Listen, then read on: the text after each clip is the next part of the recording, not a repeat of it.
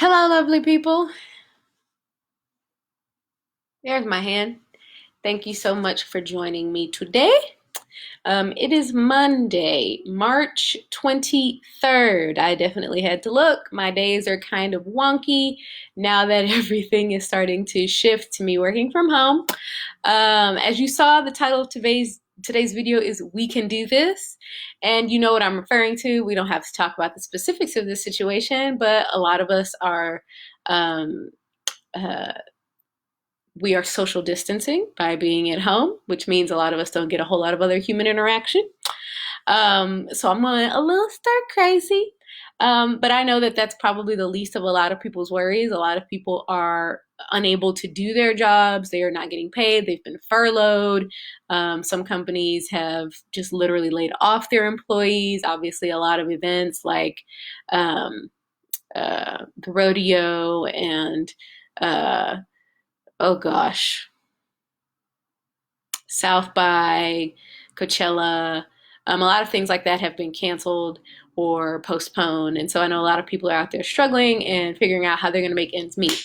So before we get started on this video, we're going to do a little PSA on the usual basics.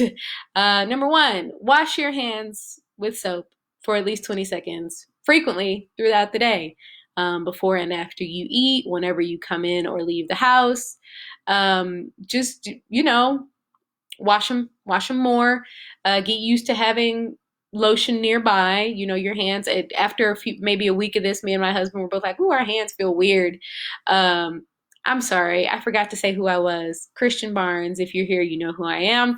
And this is, in fact, a Do Better Financial special. I had done one of these rant style for myself, but this one is for the business. So welcome back to Me Economy Monday. It has been a hot minute. Started that a little weird, but we're all good. So yeah, wash your hands at least 20 seconds. Also, avoid touching your eyes, nose, and mouth, right? This is a respiratory disease, and that's how it's going to get in. If you are just dying to scratch something, I like to use the inside of my shirt. Well, maybe not this shirt because it's pretty thin, but it allows me to touch my face without using something that's been touching other people or my actual hands, right? Sneeze into your elbow or a tissue and throw it away. Disinfect frequently touched surfaces often. I'm thinking at least a couple of times a day, depending on what the thing is. Your cell phone and things like iPads, computers, mice, like the computer mice, not like rats, obviously. Things like that. Disinfect them lots and lots. Wash everything. If you have a cup that you keep around your house to drink out of, like me and my husband keep cups like this to drink water out of, wash them more than you think you need to. Yeah. So, last but not least, stay home as much as humanly possible. The idea with social distancing and not social isolation, which we'll get to in a minute, the idea with social distancing is that not that no one will get sick or not that people will stop getting sick. We hope that, but what we're also hoping is that less people will get sick at once so that we don't overwhelm the medical establishment. A lot of them are already overwhelmed, but that's because some of us can't pay attention. We don't follow instructions. Amen. And so in this time, I would implore you, as my sister to stay your ace at home. Yes, my sister and her husband would put it like that. Stay your ace at home as much as humanly possible. We're going to talk about some ways that you can facilitate that. But first and foremost, I really want to get into dealing with some of the people who are struggling the most, who have been hit the hardest. Obviously, service industry people who do things like cut hair, do nails, massage therapists. Obviously, anybody who worked in the entertainment industry, like I just mentioned, a lot of people who work in places like hotels. Also, uh, alongside this pandemic, we have a lot of people who are struggling because of the dip in oil prices. So, if you're one of these people, here are some thoughts that I have on ways that you can keep your money from being another source of distraction and concern while you're also trying to keep you and your family physically and healthy. So number one is to be on the lookout for temporary employment options. Now, There's two things about this, right? Obviously, there are going to be a surge in certain types of jobs during this period, but there's also going to be certain jobs that are going to be higher risk. So you need to take that into account before you launch into any of the jobs that I'm going to mention. So some of the obvious ones, particularly if you live in the state of Texas, are places like HEB. They've really ramped up. They've been doing a bang up job. I'm going to talk about them a lot actually during this video. I am not sponsored by anybody, but they've been killing it. HEB just been killing it. And as I've said in previous posts, take my money, HEB, because clearly you care and clearly you guys are willing to put in the work and the effort necessary to try to keep people safe as much as humanly possible. Right? So be on the lookout for temporary employment options. So places like Kroger, HEB, Amazon, they are all hiring. I just recently saw a post that Amazon is actually hiring for some work from home jobs as well, which is wonderful because that means that you can be helpful and still stay safe, right? So that's the number one that I have. If that is something that's available to you, that's a really good option. Number two is if you are out of work or if your hours and your pay have been significantly decreased, you need to call your lenders and your bill collectors, right? So the federal government has recently issued a instructed Fannie Mae and Freddie Mac, which are about half of the mortgages in the United States. They've recently instructed them to work with people, basically. They've told them, give them deferrals or a deferral of payment or, I'm trying to think of the right word, basically give them a break for up to 12 months, a year on mortgage payments and things like that. Well, it's mortgage payments only. That's what Freddie and Fannie Mac are. Excuse me. I don't know why I'm burping. Nectarine. Anyway, so one of the things that they have done is that's something that's been instituted recently by the federal government. So if you have a Fannie Mae or Freddie Mac loan, you should definitely be able to call these people and get them to work with you. If you have a loan through somebody else, call them anyway. I've gotten emails I have accounts with Chase and Wells Fargo, BBVA Compass. They're not explicitly saying what they will do for people, but I know they will work with people. So if you have any questions about what you can do, you're trying to figure out how you're going to pay a mortgage, call those people, right? They are definitely available to talk to you. And, I know the wait times might be long, things like that. Don't sweat that. If you are currently unemployed, sitting on the phone waiting for them is probably not a bad way to spend your time because they are going to usually demand a large portion of a paycheck that may or may not be coming. Even if they say that they're not going to work with you, the good thing about calling them is that you can inform them, that's fine, I still don't have any money. So giving them a heads up is valuable because, sometimes people want to play hardball until they realize that you're serious and you don't have any money. And then they're ready to have a conversation. So at least then you can prioritize the best you can and provide them with the options that you have if there are any. Maybe you have a little bit of money coming in. Maybe you're used to getting tips and you're still getting your regular paycheck, but not your tips or not your bonuses. You might be able to still, talk to them and be like, look, I can't give you $1,200 this month. I've kind of chopped and diced what I've got left over and I can probably give you like 4, depending on, I'm just making up some numbers, but you get the idea, right? Next thing you want to do is after you've called lenders, you want to call people like the light company, the gas company, the water company, right? Internet suppliers, things like that. You can also look into options for lowering some of those offerings, particularly if you don't have students in school, right? If you have students in school, then you're going to need your internet because a lot of the schools are actually gearing up to start online learning.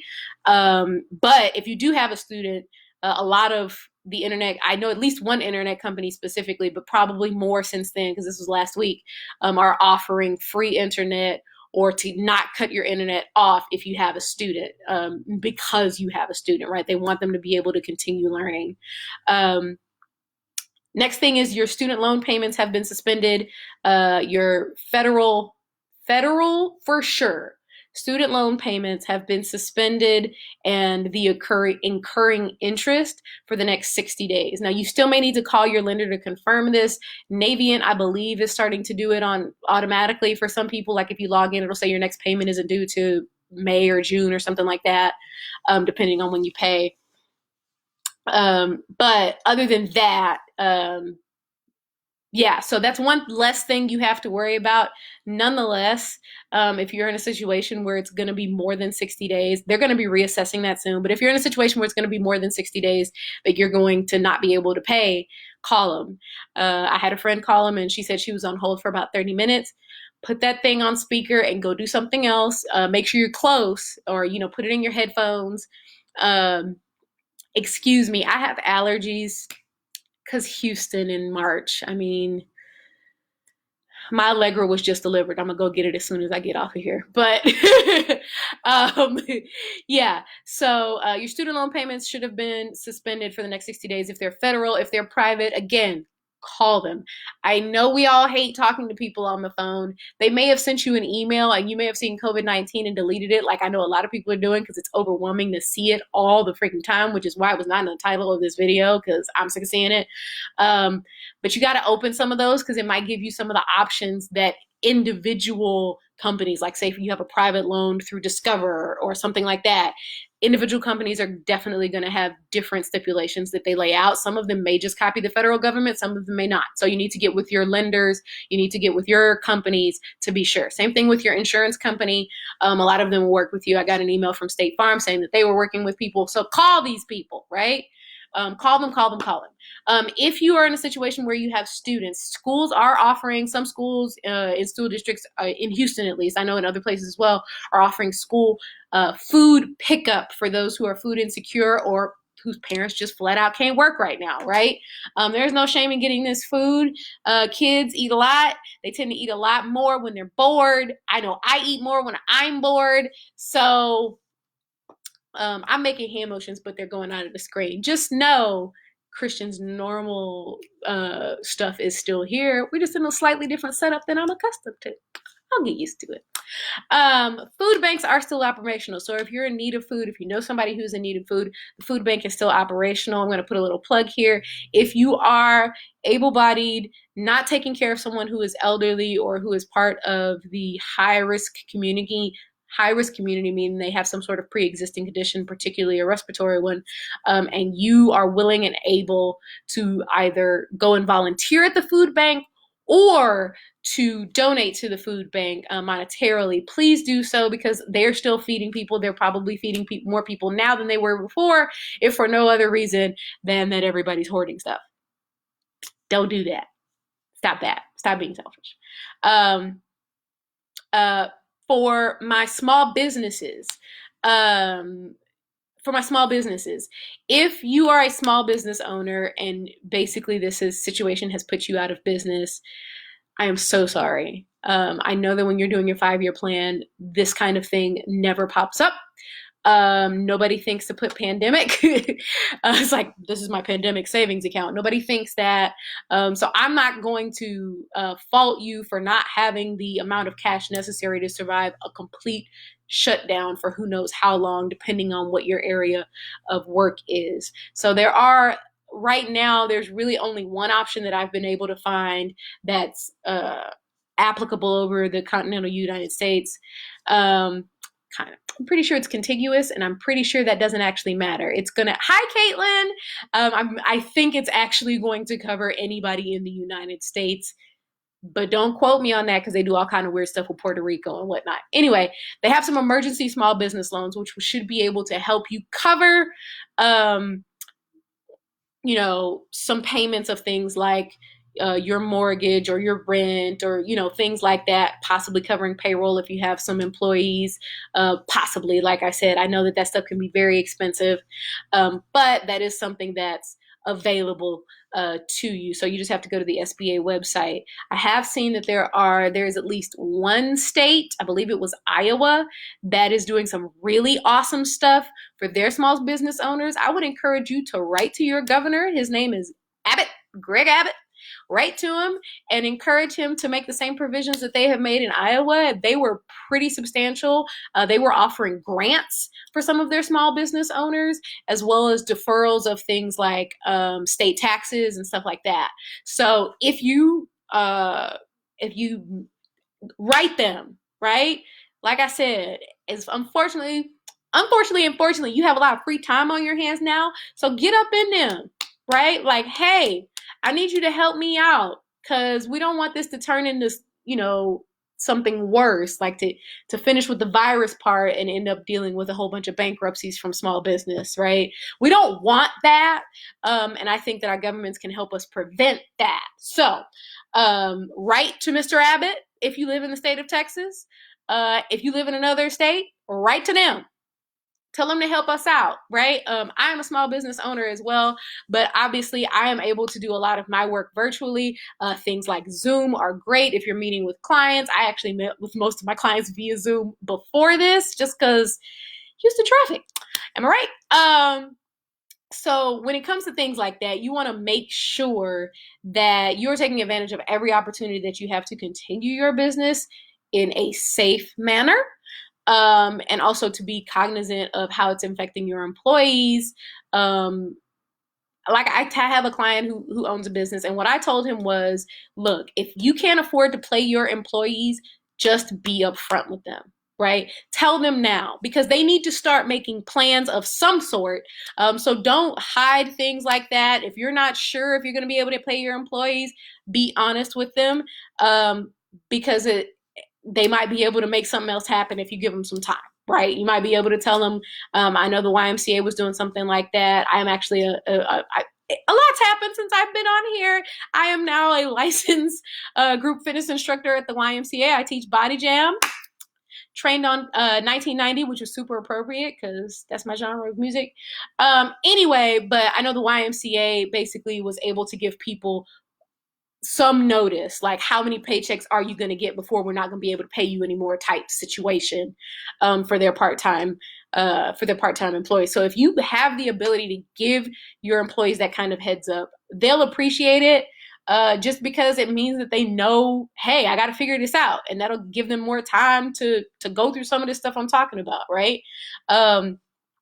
If you are sick, if you know someone who is sick, drive-through testing sites are available. So you can, I've been posting links. So if you just go to Christian Barnes' page, you can see the links that I've been posting for things like that. There have been testing sites set up around the Houston area. There is also specific testing sites for people who have pre-existing conditions or over the age of 65.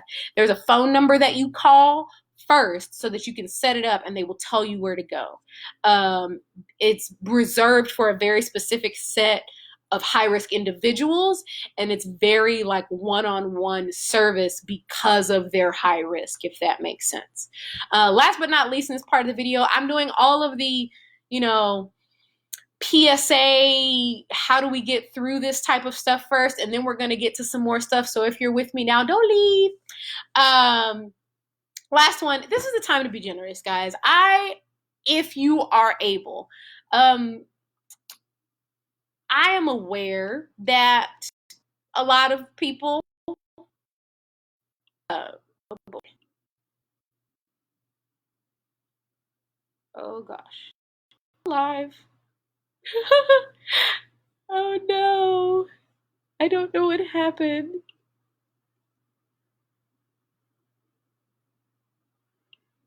What? Guys, I'm so sorry. I think I'm still live, but I can't see myself anymore. So just bear with me, okay? I'm going to keep talking. Hey, Erica, Caitlin, and BJ. It looks like you guys are on. So I'm going to keep talking. This is very weird. Okay, cool, because I can't see myself anymore. All right. So what was I saying? Oh, gosh. This is a great time to be generous. If you have the ability to be generous, if you have extra money, if you have the means, if you have the opportunity. Hi, Miss Gloria. Hi, Marissa. Thanks for joining me. Go ahead and be generous. I know it seems like we should hoard everything. If you've been into a grocery store, which I honestly haven't for a while, if you've been into a grocery store, great. Thanks, you, Kate. Thanks, Caitlin and Kelvin. If you've been into a grocery store, you've seen lots of empty shelves because people are freaking out. They're buying all the toilet paper, they're buying all the meat, they're buying all the everything, right? But here is the truth. If we treat this situation like the only people who matter are the people in our house, we're not going to ever finish this. The truth is that we are only as healthy as the weakest people, the weakest immune systems among us. And so if half of the people in your town can't wash your hands, doesn't matter how much you clean them, will also be dirty. If half of the people in your town don't have toilet paper, wonder what they're going to be wiping their butt with. We're going to be back over there with Typhoid Mary, all right? If you haven't seen that video, go watch Junk History. It's actually pretty funny. If you have something and somebody needs it, give it to them. If you have access to something that somebody needs, share it with them. What I want to encourage you to do is not to lean into this mentality of hoarding, right? I want you to be generous as much as you can. Obviously, there's been some talk about, some sort of stimulus package or whatever being distributed to people via the government, which is great. But in reality, some people who are going to be able to have access to that money probably won't need it. They will be continuing to be paid, right? And so maybe they need to consider giving that to somebody who literally will not be able to work for a while. I know that's hard to think about because everybody has something that they can spend some more money on. But like I said before, the weakest link is where we really need to step in, right? We need to make sure that those people who are going to be having a rough time have a slightly less rough time, if at all possible. Okay. So now on to the stuff that is a little bit more practical as far as continuing your social distancing practice without becoming a person in social isolation. Okay. So number one, everybody got to eat. So when it comes to groceries, if at all possible, do either grocery pickup or delivery, if at all possible for you. So places like HEB, Kroger, Walmart, they all do pickup. I think all three of them do delivery as well. HEB actually has a special program for seniors only, where you can call a number and give them your grocery list and they will deliver it to you. Now it does have a fee, but this will give seniors an opportunity to get what they need without having to leave their homes, which is really important because they are some of the most susceptible to the effects of the virus. As far as having a drastically horrible reaction, put it like that. Next thing, stay active, right? Keep moving your body. Today, my family's going to get together and have a little dance party. My niece has been sick. We don't know if it's the virus or not. At this point, here's the truth. If you're not having a certain level of symptoms, they're not going to test you because there are so many people who are like really, really, really sick. So she's not, on 12. So they're like, hey, just quarantine at home, give her fluids, give her Tylenol, so on and so forth. But she's been cooped up for a while, like a lot of us. So we're having a dance party at 7. So that's my next tip, is to stay active, move your body. So the cool thing is that some companies have made their online offerings available for free for 30, 60, or sometimes indeterminate amount of time. So places like Les Mills, they have an online program that's free, I think, for 30 days. Peloton, which my sister does, they have a program that's available. And also YMCA 360 has a program that's available online. Not to mention all of the other people who post workouts and things like that online. My nephew is a huge fan of Yoga with Adriene, as am I. I am a big Yoga with Adriene fan. So if you're a yogi, it's something that you can do in your living room. Obviously, you can still go outside. So taking walks or riding your bike is a good thing. Just don't group up with other people. I've definitely seen some stuff on Facebook about people just going to do their group workouts in the park. It's not quite the idea, guys. But if you could go outside, take a run, ride your bike, that's cool. Probably don't go to the big parks because apparently they're packed. And again, the idea of social distancing is not to be just outside with a million people. It's to not be around a million people, right? So keep it small, small, small. Like just the people who live in your house, small. Yeah, preferably. Next is to stay connected. You can use apps like FaceTime, WhatsApp, and Zoom to stay in contact with family and friends and things like that. We actually did something really cool yesterday. Yesterday was my husband's birthday, and we hosted a little bit of a Zoom surprise birthday party for him. So we made a pancake cake tower thing and put in a candle, and I opened up my computer, and some of our family and friends were waiting there to sing happy birthday to him and to hang out and to kind of chat. And it was a really awesome experience, like for me, just to see people were excited to come because they really wanted to support him.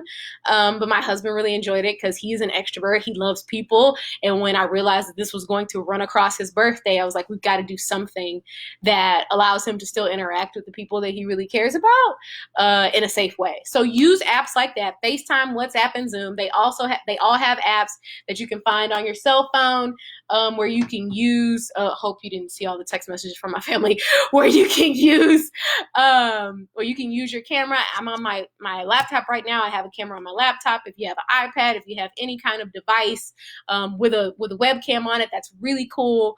And that way you can stay in contact with friends and family. I actually had a coffee date with some coworkers that I hadn't seen, in a week and a half.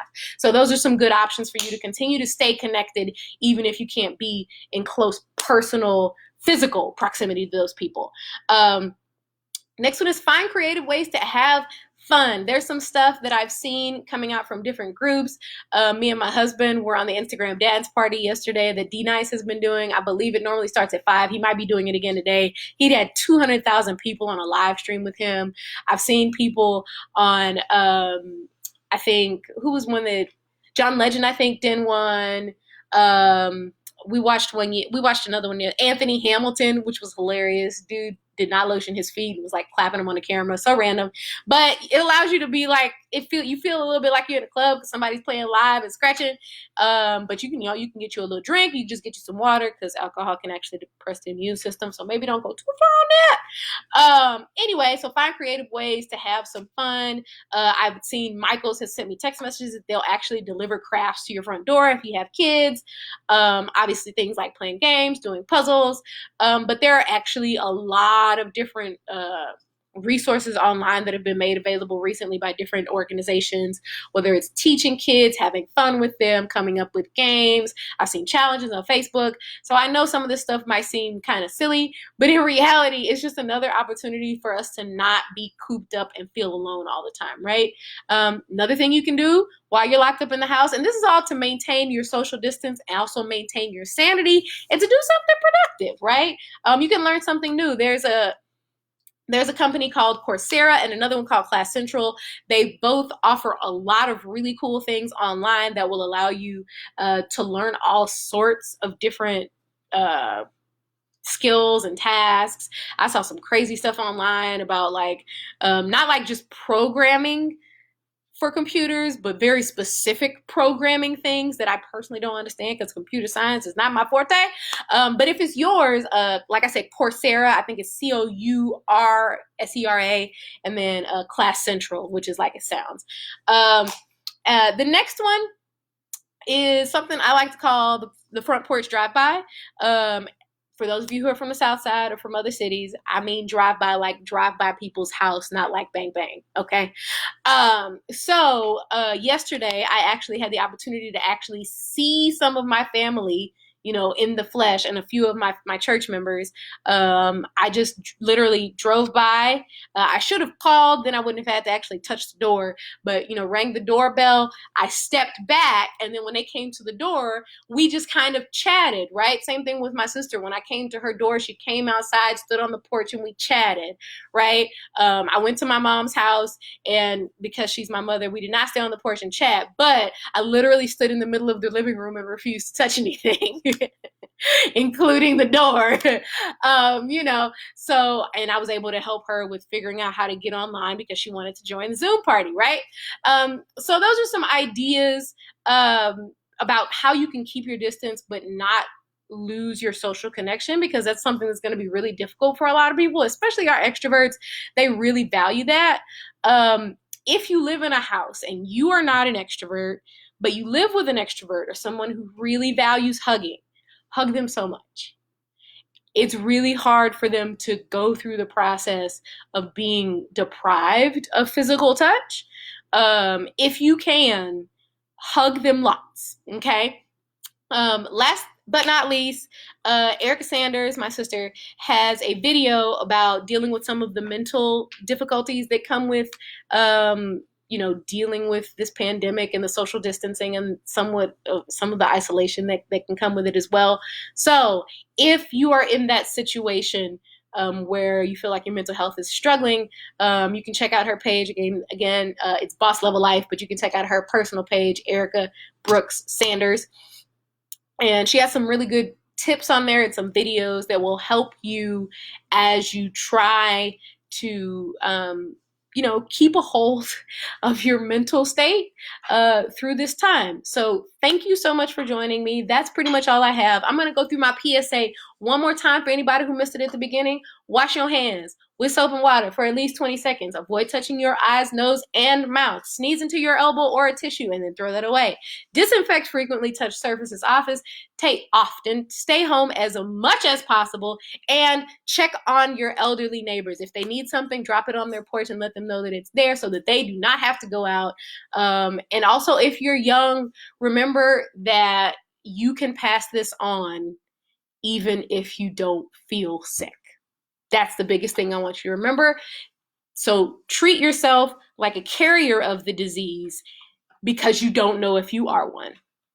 Okay? Thank you so much for joining me today. Again, my name is Christian Barnes with Do Better Financial. These are my tips on how we can do this. If we all do this right now, we won't have to do it forever.